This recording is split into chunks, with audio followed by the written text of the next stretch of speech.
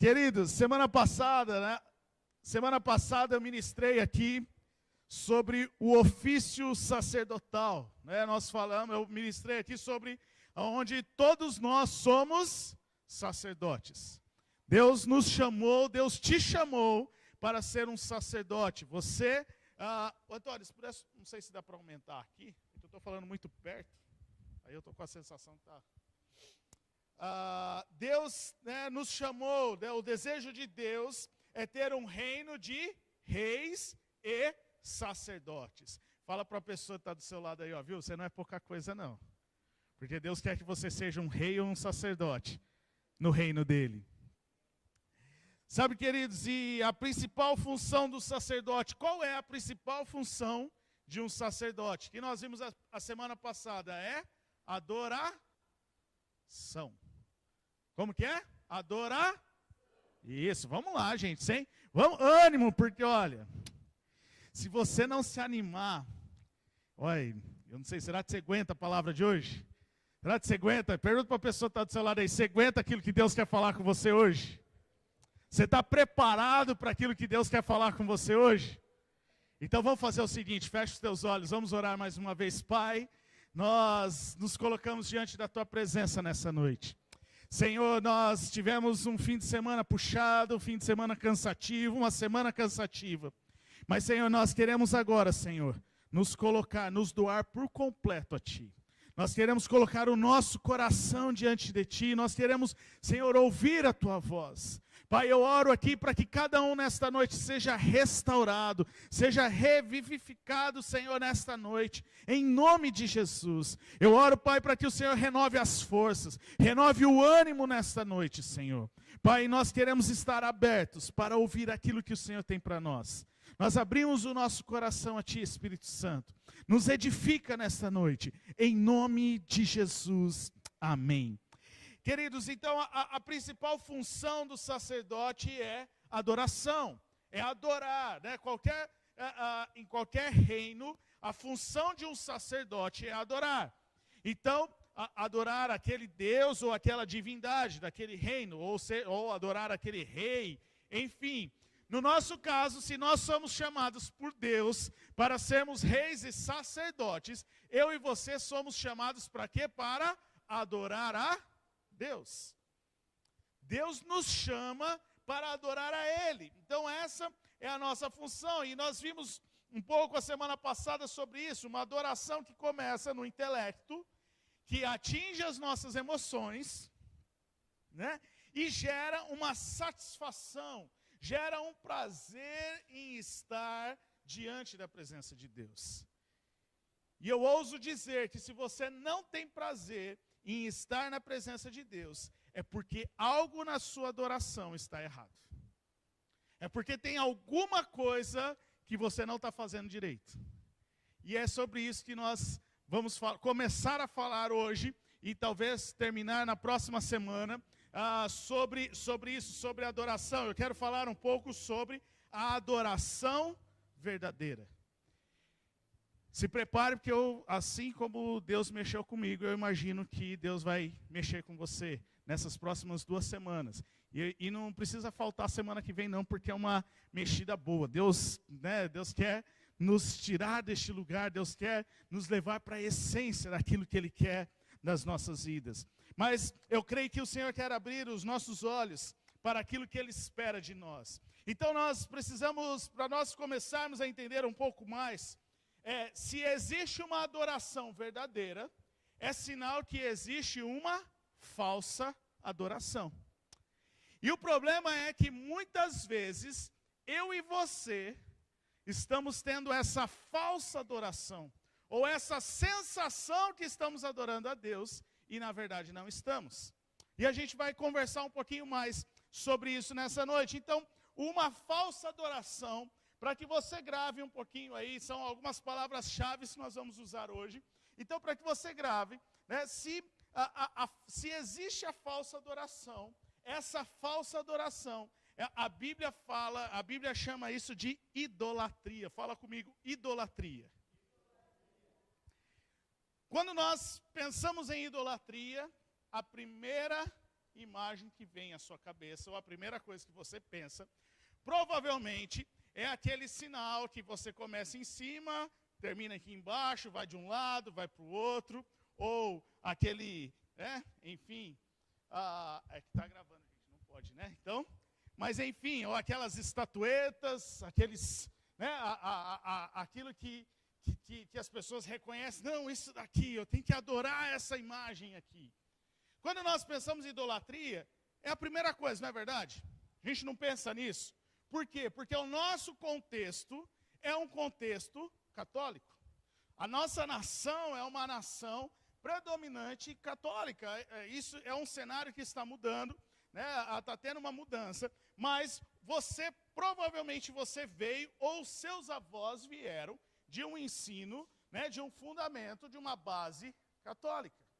Então, quando se pensa em idolatria, a primeira coisa que você pensa é isso. Tanto é que você vai assustar um pouquinho, mas se eu falar que você é um idólatra aqui, você já vai, opa, peraí, pastor, peraí.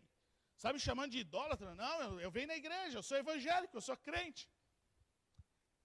Mas a gente vai ver que idolatria é um pouco mais do que isso. Idolatria é um pouco mais do que um santo, do que uma imagem, do que um crucifixo. Idolatria vai mais a fundo e nós precisamos entender isso porque essa idolatria muitas vezes nos impede de fazer a verdadeira adoração a Deus. Então, o que é idolatria?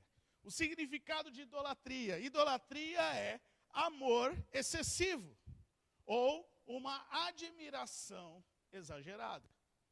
É um amor excessivo, é um amor mais do que o normal. Mas não é um amor escandaloso. E aí é o X da questão quando pensamos em idolatria. Não é aquele amor não é aquela idolatria que hoje já talvez não tenha tanto isso, mas antigamente, quando aqueles artistas que vinham, e as pessoas ali se jogavam para se idolatrar, e você via naturalmente aquele exagero nas ações para demonstrar o quanto aquele personagem, aquela pessoa, aquele cantor, enfim, aquela pessoa, ama aquela pessoa. Mas talvez a sua ação não seja uma ação excessiva, mas o seu pensamento, a forma que você lidar, pode se tornar um amor excessivo. Pode se tornar uma admiração exagerada por algo. Então, com esse entendimento do que é idolatria, eu quero ler com vocês Jeremias, capítulo 2, versículo 13. Jeremias, capítulo 2, versículo 13. Aqui Deus, só um contexto rapidinho. Aqui Deus estava levantando Jeremias para confrontar a nação de Israel, porque a nação de Israel havia se corrompido na idolatria, havia se esquecido de Deus. E Deus estava levantando Jeremias, então, para confrontar aquela nação. E Jeremias estava sendo como, vamos dizer assim, o último profeta, antes para confronto, antes deles serem levados cativos, antes daquela geração de Israel, dos hebreus, serem levados cativos para a Babilônia. Então Deus levanta Jeremias para falar, para confrontar. E olha o que Deus fala para Jeremias, através de Jeremias. O meu povo cometeu 2 crimes. Eles me abandonaram, a mim, a fonte de água viva, e cavaram em suas próprias cisternas. E cavaram as suas próprias cisternas. Cisternas rachadas que não retêm água. Olha como é forte o que Deus estava falando para Jeremias. Olha, o meu povo cometeu 2 crimes contra mim. Primeiro eles me abandonaram. E depois eles cavaram suas próprias cisternas. Cisternas rachadas que não são capazes de reter água. Então aqui Deus estava falando com a nação de Israel o que estava acontecendo. E o porquê então que eles, que consequentemente, por eles não mudarem as suas atitudes, eles foram levados como cativos para a Babilônia. Mas olha o que interessante aqui. O primeiro, então Deus está dizendo, o meu povo cometeu 2 crimes. O meu povo, vamos colocar aqui a palavra crime como pecado. Então, o meu povo cometeu 2 pecados. Ô João, esse texto você pode deixar, tá? Fazendo favor. Então, cometeu 2 pecados. O primeiro, abandonou a fonte. Abandonaram a fonte de água viva.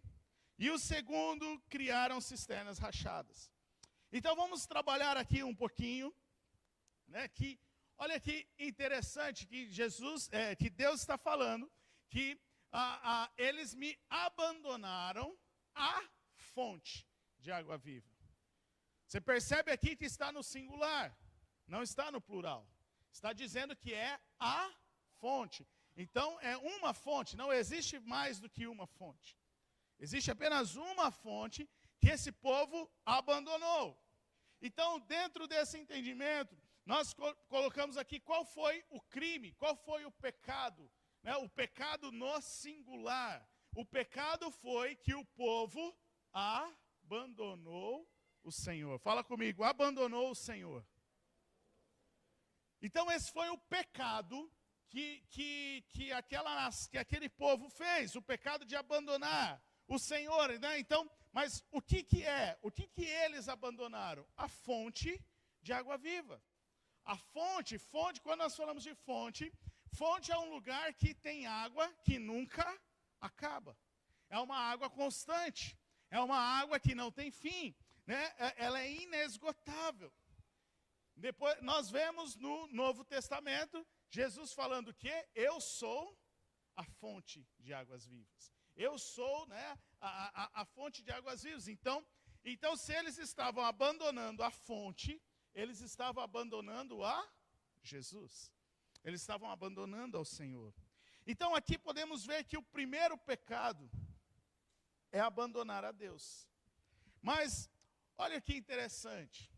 Quando eu abandono a Deus, a fonte de água viva, a fonte singular, então é o pecado singular.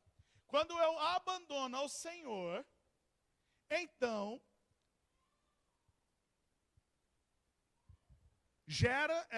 quando eu abandono o Senhor, é gerado outros pecados. Porque a hora que, depois ali que eles falam, cavar as suas próprias cisternas. Não está a sua própria cisterna, mas as suas próprias cisternas. Está no plural, ou seja, são mais de uma cisternas, né? De mais de uma cisterna. Então, o que eu quero dizer é que qualquer pecado que nós cometemos, qualquer pecado que você esteja pensando nele agora, ai, eu fiz isso hoje, caramba, que mancada. Qualquer pecado que nós fazemos, ele só é uma consequência do primeiro pecado de abandonar a Deus. Aí talvez esteja falando, calma aí, pastor, mas eu não abandonei a Deus. Estou aqui hoje buscando o Senhor, eu não abandonei a Deus. E eu entendo, e você já vai, nós vamos continuar aqui, você já vai entender um pouco mais sobre isso. Mas o que eu quero trazer aqui nesse primeiro momento é que os pecados, no plural, os pecados que muitas vezes nós cometemos, eles são gerados por causa de um pecado primário. E este pecado primário é abandonar o Senhor, a fonte de água viva. Agora, eu não estou dizendo, né, talvez fale, como eu disse, mas pastor, né, mas eu não estou abandonando o Senhor, eu amo o Senhor. Mas vai pensando um pouco mais, porque agora vamos lá para o segundo ponto, que o segundo crime que Deus fala sobre as cisternas, as suas próprias cisternas. Então, o que são cisternas? São buracos que eram feitos no chão, para reter a água da chuva, para que eles pudessem usar como um poço, mas não é, vamos dizer assim, é um buraco no chão, apenas para reter a água, para que se pudesse usar depois. Ela não tinha uma fonte, ela não tinha de onde vir, somente se chovesse. E aqui Deus está falando que essas cisternas eram rachadas. Uma cisterna rachada, ou vamos pegar aqui um copo rachado, ele não é capaz de segurar a água. Então Deus estava falando, olha, essas cisternas rachadas não são capazes de segurar a água por muito tempo. E aqui eu quero trazer que o que talvez seriam essas cisternas, para mim e para você hoje. Quando nós abandonamos o Senhor, o pecado, quando nós abandonamos o Senhor, quando eu falo abandonamos a fonte primária. O que seria a nossa fonte primária? O que seria esse abandono ao Senhor? Quando eu não vou direto a Deus para ter um relacionamento com Ele. Quando eu não tenho um tempo de oração, quando eu não tenho o meu devocional, quando eu não vou à presença dEle para buscar. Quando eu não faço isso, eu estou abandonando ao Senhor e eu estou criando a minha cisterna rachada. Porque aí a minha cisterna eu preciso participar de uma vigília na mata para ver um graveto pegando fogo, para eu poder me animar por uma semana. Eu dependo de uma conferência para estar vibrante. Eu dependo de uma vigília que perde fogo para eu estar animado no Senhor e dizer que Deus é Deus. Eu preciso de uma reunião espetacular. Eu preciso de uma célula sensacional, porque eu preciso disso. E aí você fica dependente de uma estrutura, dependente de algo que não é para estar na presença de Deus. Você depende do grupo de louvor, entrar na adoração para você poder ir adorar. Mas essas coisas, elas não são suficientes para te manter no lugar de adoração. Essa dependência, essas cisternas que nós criamos de coisas, eu preciso ouvir uma mensagem na internet, eu preciso fazer isso, eu preciso ouvir aquilo, não é o suficiente para te manter em adoração a Deus. Porque você cria esses mecanismos, essas cisternas, porque você abandonou a Deus. Você deixou de buscar a Bíblia como a sua solução primária.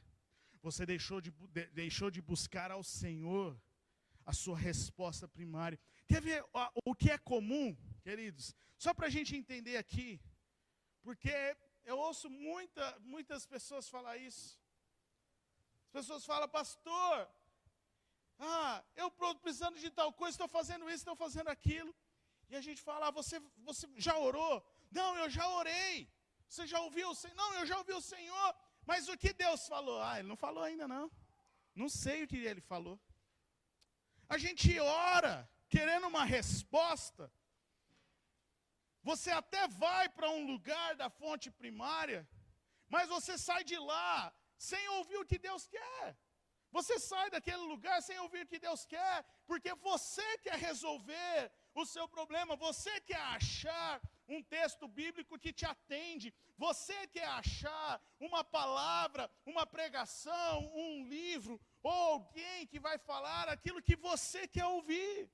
Mas você não para na fonte primária para ouvir o que o próprio Deus quer com você. O que o próprio Deus está falando com você. E isso nós, de uma certa maneira, nós estamos abandonando o Senhor. Porque nós só vamos para a presença de Deus, muitas vezes, quando o negócio já lascou tudo. Quando você terminou de todas as suas chances de tentar resolver da sua maneira. Depois que você esgotou todas as suas chances, você fala, não tem mais nenhuma, não estou conseguindo enxergar. E ainda assim Deus vem e fala, muda isso. Você fala, ai Deus, será que eu preciso fazer isso mesmo? Quantos estão entendendo o que eu estou dizendo? Faz sentido? Então, nós precisamos entender isso. Então, quando eu abandono a Deus, quando eu abandono a fonte primária, eu automaticamente estou criando a minha cisterna, porque nós, seres humanos, precisamos de algo para adorar. Precisamos de algo para mostrar que nós estamos adorando. Precisamos de alguma coisa. Então eu fico a semana toda sem ler a Bíblia, sem orar, sem buscar ao Senhor. Mas eu preciso ir no domingo. Porque no domingo é quando eu coloca, ai, o Senhor está aqui, glória a Deus. Só que aquilo não te alimenta, não te sustenta nem por um dia. Porque na segunda-feira, muitas vezes, você já esqueceu aquilo que Deus falou com você aqui. E aí você fica naquela dependência. Porque quando você cria a sua própria cisterna, você coloca dentro da cisterna aquilo que você quer. Porque você fala, não, essa cisterna aqui é minha. Eu coloco o que eu quero. Então, se você quer rebaixar o padrão de alguma coisa, para poder justificar a sua decisão, você faz.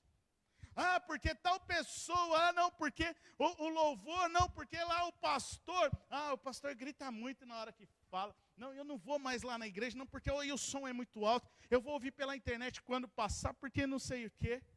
E aí você tenta diminuir um padrão para justificar, para não te confrontar naquilo que vem para ser confrontado. Então, aqui abandonar a Deus, então, não é sair da igreja. Abandonar a Deus, eu não estou dizendo que não é ser um não crente. Mas abandonar a Deus é quando a nossa adoração já não é mais a Deus, e sim aquilo que nós colocamos dentro das cisternas que nós estamos construindo. Porque muitas vezes quando pensamos em abandono a Deus, nós já estamos falando, aquele desviado lá, que eu estou na igreja, é aquele desviado que abandonou a Deus. É aquele cara que não conhece a Jesus que abandonou a Deus. Quantos de nós muitas vezes estamos na igreja, mas estamos abandonando a Deus da mesma maneira? Agora, queridos, por que? Você já parou para pensar? Por que nós abandonamos o Senhor, que é uma fonte inesgotável? Vamos pensar um pouquinho. Você precisa de provisão. Quem é que pode te dar provisão? Deus. Você precisa de amor ao próximo. Quem pode derramar esse amor, colocar esse amor na sua vida? Deus. Você precisa de uma cura. Quem é que pode dar essa cura? Deus. Você precisa de uma restauração no seu casamento, na sua família, com filhos, enfim. Quem é que pode fazer isso? É Deus. Então, por que nesses momentos onde tudo acontece, nós temos dificuldade de buscar a Deus, que é a fonte inesgotável? Ou melhor, por que quando está tudo bem, eu tenho dificuldade em buscar a fonte? Porque quando eu estou cheio de serviço, eu tenho dificuldade de buscar a Deus? Porque quando eu estou cheio de afazeres, é porque é o filho, tem que levar o filho ali, tem que levar o filho aqui, é porque eu tenho que fazer isso, porque eu tenho que fazer aquilo. Você encontra tempo para todas as coisas, mas você tem dificuldade para encontrar Deus. Porque nós estamos construindo as nossas próprias cisternas. Porque se você estivesse buscando a fonte primária, a primeira coisa que você iria fazer no seu dia era buscar a Deus. A primeira coisa diante de um problema que você teria, que você iria fazer, era buscar a Deus e ficar lá até ouvi-lo, até Ele dizer o que precisa ser feito. Até Ele falar, viu, quem vai mudar essa situação sou eu. Mas você precisa fazer isso assim, assim, assado. Quantos estão entendendo o que eu estou dizendo? Então, queridos, por que nós abandonamos a